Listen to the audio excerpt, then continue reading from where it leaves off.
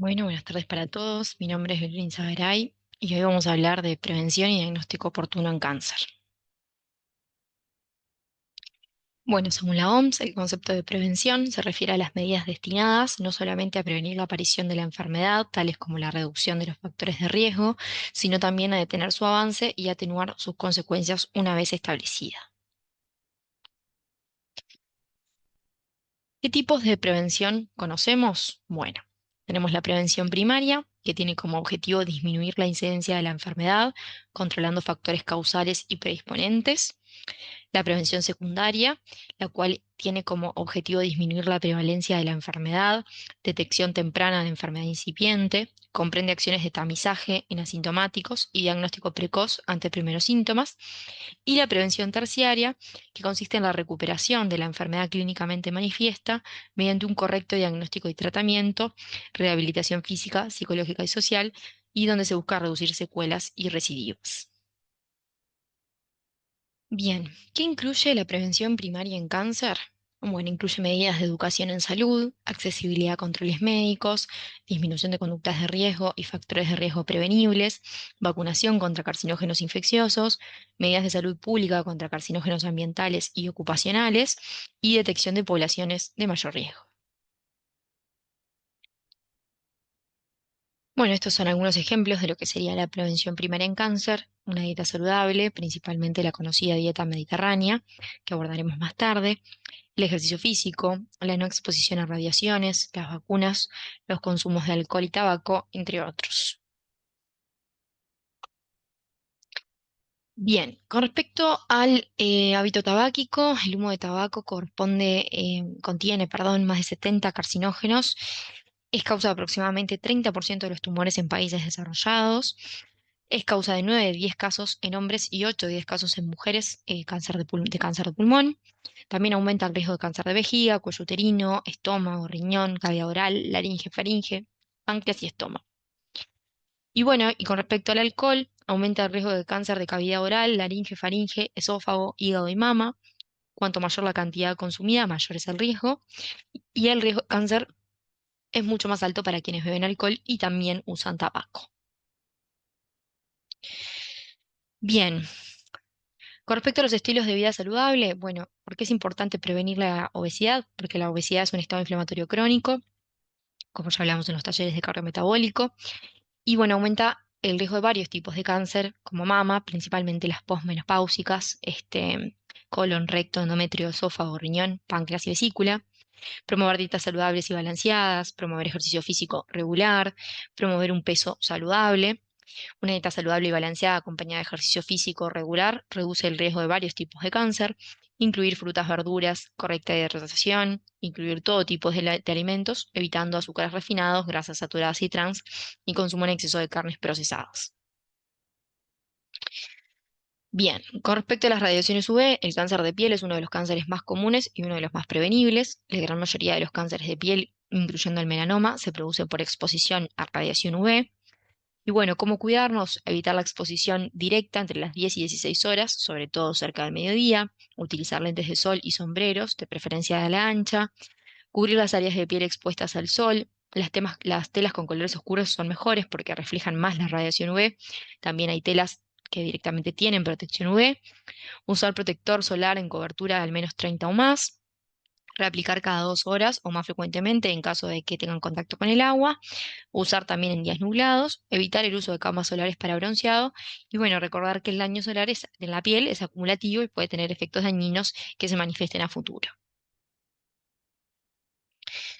Bien, con respecto a la vacunación contra agentes carcinógenos infecciosos, vamos a comentar dos ejemplos. Uno es el del virus de la hepatitis B, el cual se sabe que la hepatitis B, el virus aumenta el riesgo de hepatocarcinoma.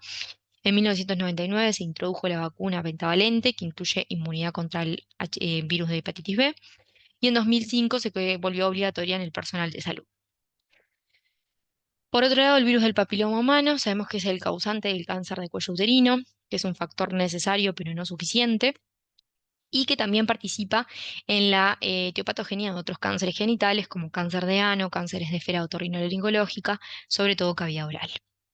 Con respecto a las vacunas de HPV, todas las vacunas disponibles cubren los genotipos 16 y 18, que son los conocidos carcinógenos tipo 1, responsables de aproximadamente el 75% de los cánceres de cuello uterino. En 2007 se aprueba su uso en Uruguay.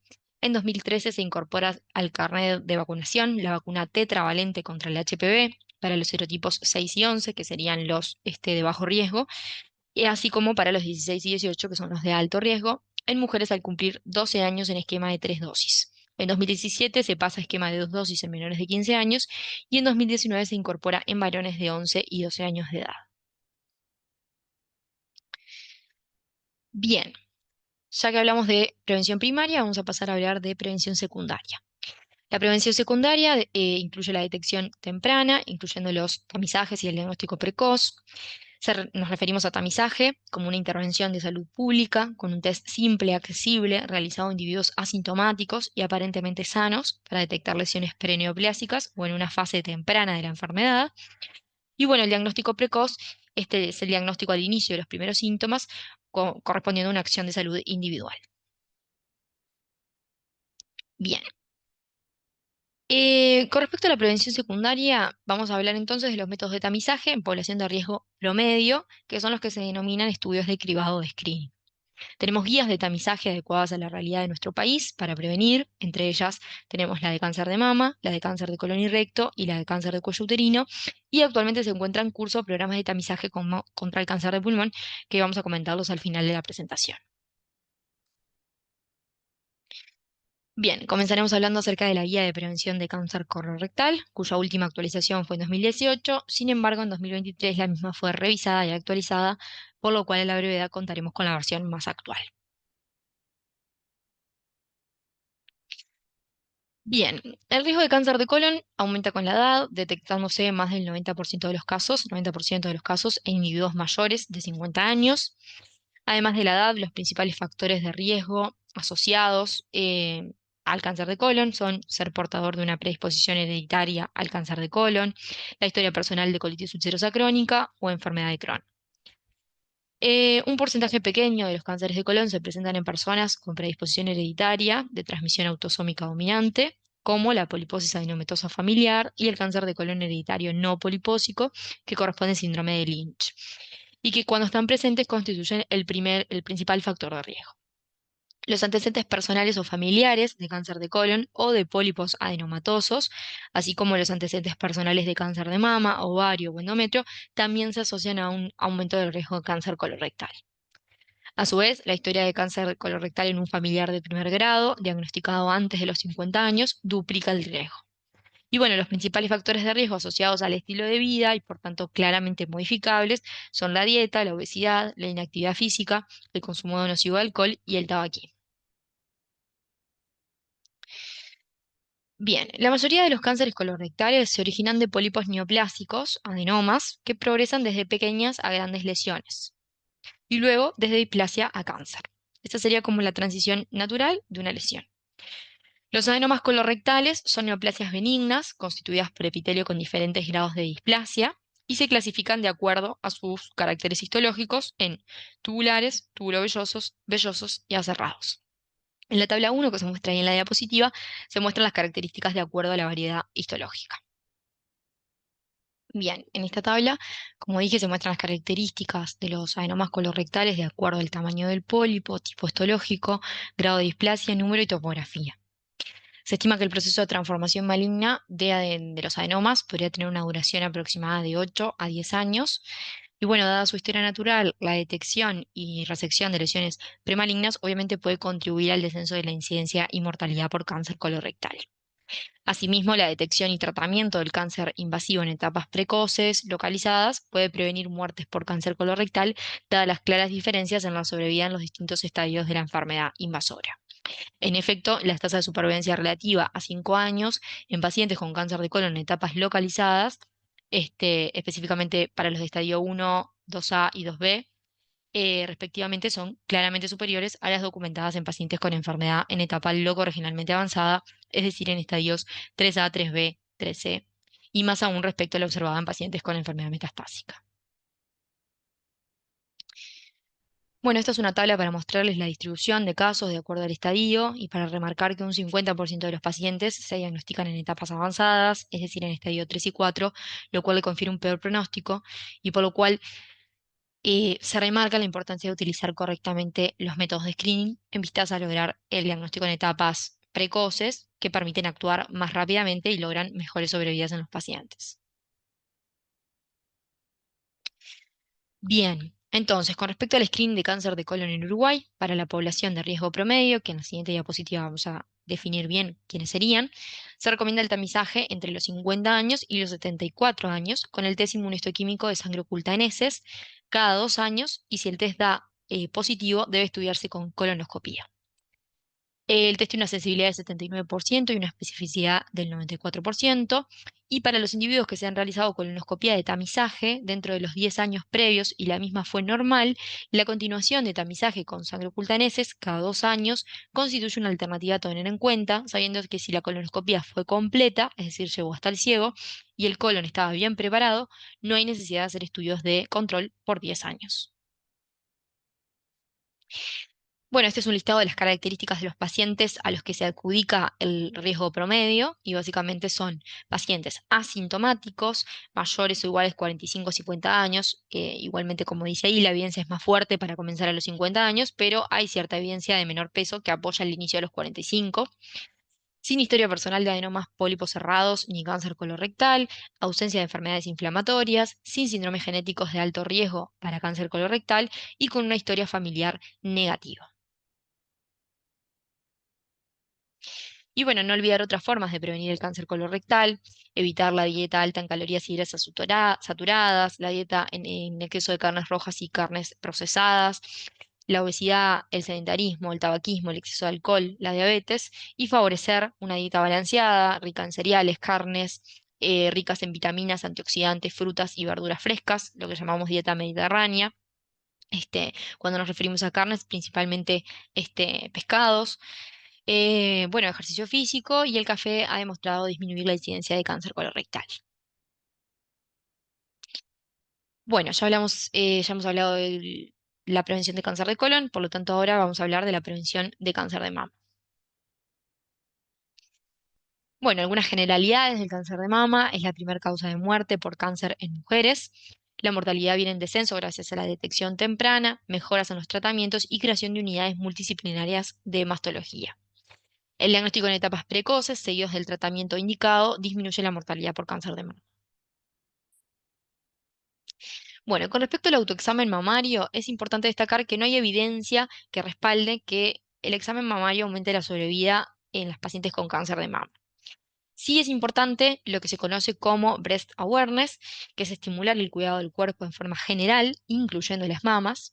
Como dije, un estudio demostró que el autoexamen mamario no tiene impacto en la mortalidad por cáncer de mama. Sin embargo, se aconseja al estar alerta, ya que puede facilitar la detección de los cánceres de intervalo, es decir, entre screenings.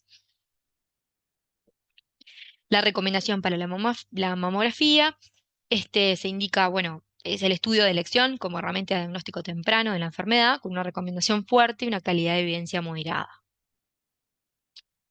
Y bueno, cuando está indicada la mamografía, está indicada entre los 50 y 74 años. Se recomienda realizar tamizaje mamográfico sistemático de forma bianual. ¿Ah? Bueno, hay diversas recomendaciones con respecto a cuándo iniciar, con qué frecuencia y cuándo finalizar el screening. Hay una tendencia a disminuir la edad de inicio de 50 a 40 años para comenzar el screening. Y múltiples estudios randomizados demostraron una reducción en la mortalidad con la mamografía anual, incluso en el grupo de 40 a 49 años, aunque la magnitud del mismo es menor que en los mayores de 50 años. Y bueno, eso es un poco lo que hablábamos, cada cuánto debe realizarse la mamografía. Se sugiere que el tamizaje mamográfico se realice cada 2 años. Bueno, en suma, ¿qué recomendaciones tenemos según el grupo etario? Para pacientes mujeres menores a 39 años no hay recomendación de tamizaje. Para mujeres de 40 a 49 se recomienda una consulta con médico para eventual mamografía de despistaje. En mujeres de 50 a 69 años es donde se recomienda la mamografía cada 2 años. En mujeres de 70 a 74, consulta con médico para eventual mamografía de despistaje cada 2 años. Y en mujeres de 75 y más no hay recomendaciones de tamizaje. Y bueno, esto es un poco Los resultados de la mamografía se informan en lo que conocemos como índice de BIRADS y cuando el BIRADS es cero, hablamos de una mamografía incompleta, donde es necesario realizar estudios de imágenes adicionales, comparar con mamografías anteriores. Cuando el BIRADS es uno, hablamos de un hallazgo negativo, una mamografía normal. Con un BIRADS 2 hablamos de hallazgos benignos, por ejemplo, calcificaciones benignas, ganglios linfáticos en el seno o fibroadenomas, y es importante de que estas pacientes tienen el mismo riesgo que la población general para el cáncer de mama. Luego tenemos el BIRAD 3, hallazgo probablemente benigno. Se recomienda seguimiento a corto plazo, cada 6 meses, con probable estabilidad durante 2 años. Igualmente hay una probabilidad de más de 98% de benignidad. Un BIRADS 4 hablamos de un hallazgo sospechoso de malignidad, se debe considerar una biopsia. Y bueno, a menudo se subdivide en 4A, 4B y 4C. Un BIRAD 5, un hallazgo altamente sugestivo de malignidad, un mayor de 95% de probabilidad de cáncer. Y en el BIRAD 6, resultados de biopsia conocidos con malignidad demostrada. Bien, luego tenemos los factores de riesgo para cáncer de mama. Es importante destacar que dentro de ellos tenemos los factores de riesgo que se asocian con un riesgo relativo a cáncer de mama, como son la exposición prolongada de estrógenos y estradiol en el plasma, la menarca temprana y la menopausia tardía, es decir, un aumento de la ventana de exposición estrogénica, nuliparidad, lactancia negativa, terapia de reemplazo hormonal, obesidad en las posmenopáusicas y consumo de alcohol. Dentro de los de riesgo relativo 2 a 4, familiar de primer grado con cáncer de mama, primer embarazo de edad mayor a 30 años, enfermedad benigna proliferativa de la mama, mamas densas, y dentro de los de riesgo relativo mayor a 4, hacia donde hay un riesgo, digamos, más fuerte, tenemos las mutaciones hereditarias BRCA1, BRCA2, la hiperplasia típica de la mama y la exposición a radiaciones ionizantes a edad temprana. Bueno, estos son algunos de los típicos avisos con respecto a cáncer de mama. Y bien.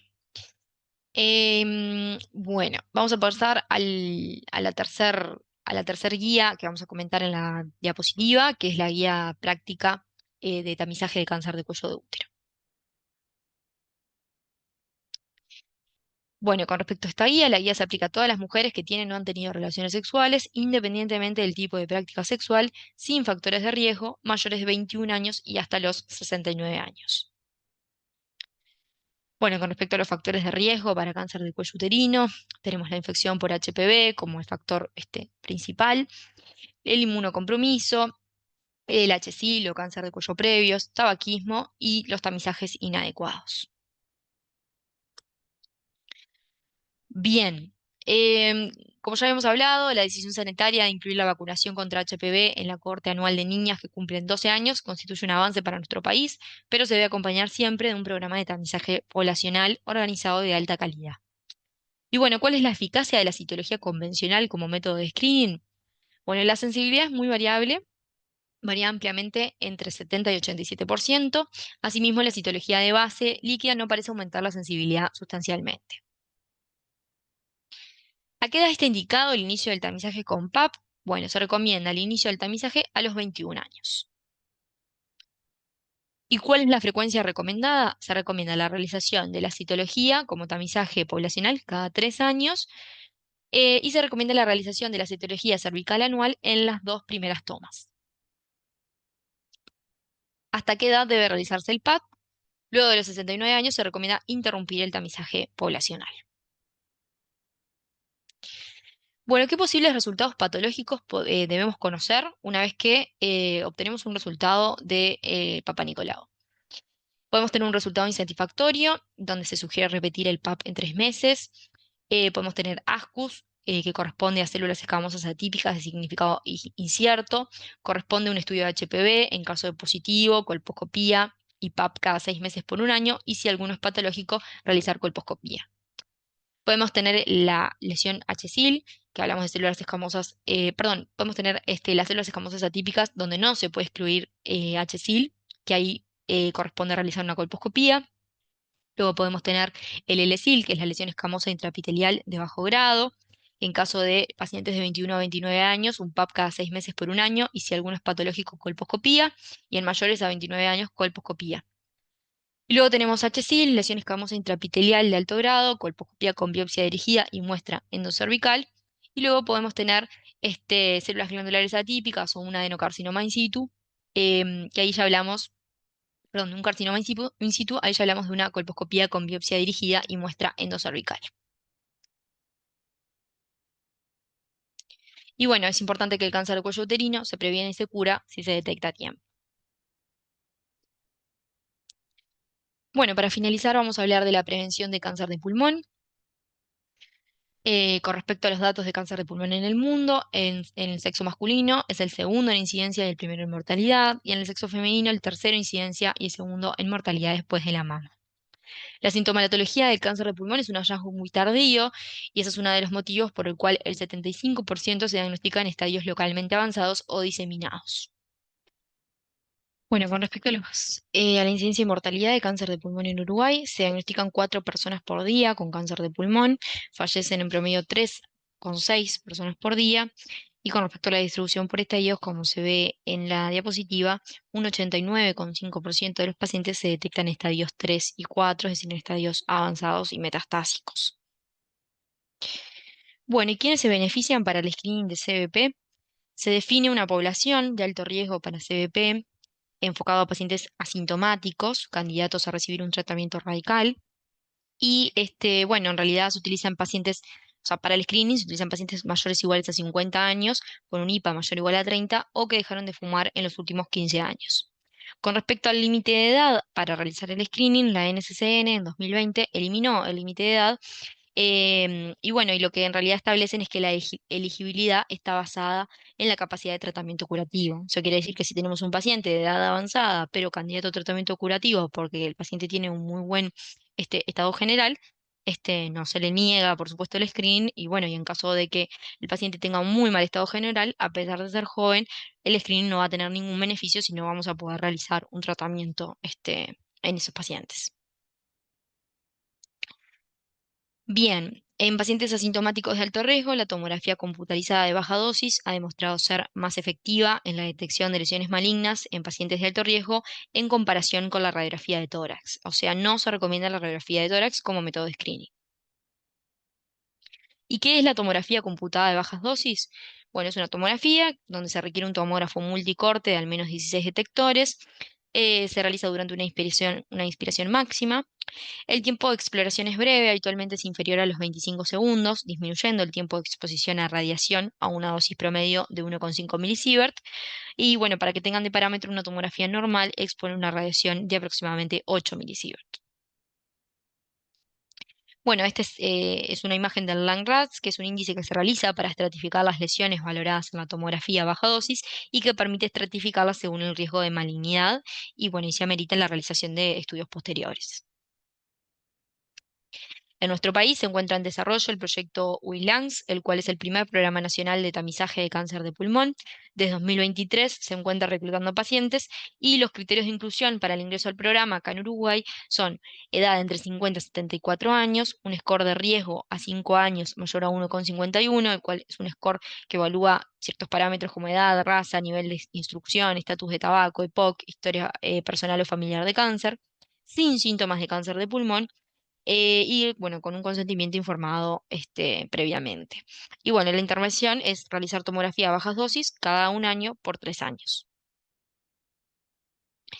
Acá se explica un poco el algoritmo de screening positivo, como se ve ahí, lesiones con Langrats de 3, 4A o 4B, se establece un alto riesgo de malignidad y bueno, ahí se individualizan los estudios posteriores, pero bueno, generalmente incluye tomografía con contraste, PET y bueno, planificación según los hallazgos. Bueno, muy bien, estos son algunos afiches de la prevención de cáncer de pulmón. Y bueno, y esto sería todo. Muchas gracias.